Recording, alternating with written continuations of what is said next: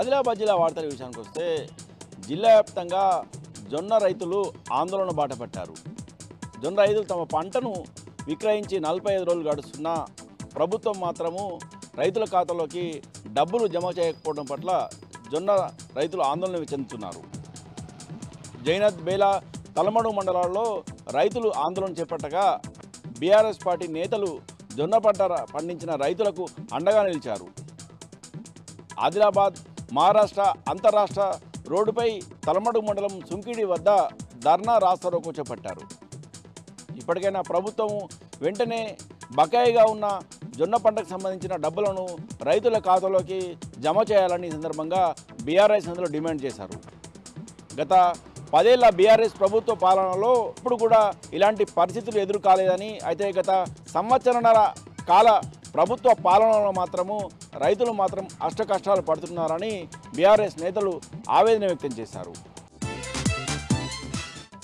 ఇక మరో వార్తా విషయానికి వస్తే ఈ నెల 21వ తేదీన ప్రపంచ యోగా డే దినోత్సవాన్ని పురస్కరించుకొని జిల్లా కేంద్రంలో యోగాకు సంబంధించిన అవగాహన సదస్సులను ఏర్పాటు చేస్తున్నారు. ఈ సందర్భంగా ఈరోజు యోగా వాక్ను నిర్వహించారు. ఆయుష్ ఆధ్వర్యంలో చేపట్టిన ఈ యోగా వాక్ను స్థానిక ఎమ్మెల్యేతో పాటు రిమ్స్ డైరెక్టర్ జైసింగ్ రాథోడ్ ప్రారంభించారు. ఈ ర్యాలీ రిమ్స్ ప్రభుత్వ ఆసుపత్రి నుంచి కలెక్టరేట్ చౌరస్తా మీదుగా పట్టణంలోని ప్రముఖ కూడల గుండా కొనసాగింది.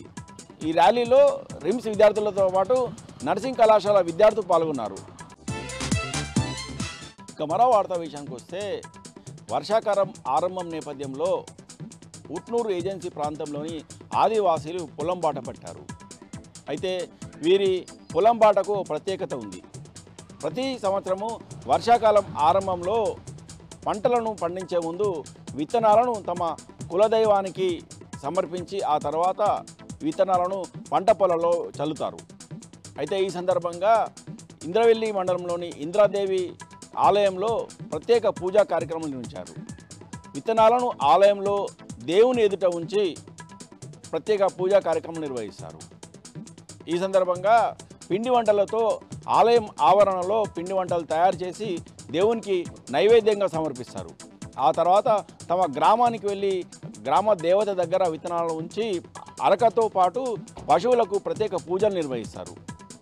వర్షాలు బాగా పడాలని, అలాగే పంటలు బాగా పండాలని దేవుణ్ణి కోరుకుంటూ ప్రతి సంవత్సరము ఈ పూజా కార్యక్రమాన్ని నిర్వహిస్తామని ఆదివాసులు తెలిపారు. మెహతూర్ పండుగగా ఆదివాసులు ఈ విత్తన పూజను అభివర్ణిస్తారు. తమ తాత ముత్తాతల నుంచి ఈ పూజా విధానాన్ని కొనసాగిస్తున్నామని, ప్రతి సంవత్సరం కూడా ఈ పూజా విధానాన్ని తూచా తప్పకుండా నిర్వహిస్తామని ఆదివాసులు పేర్కొన్నారు.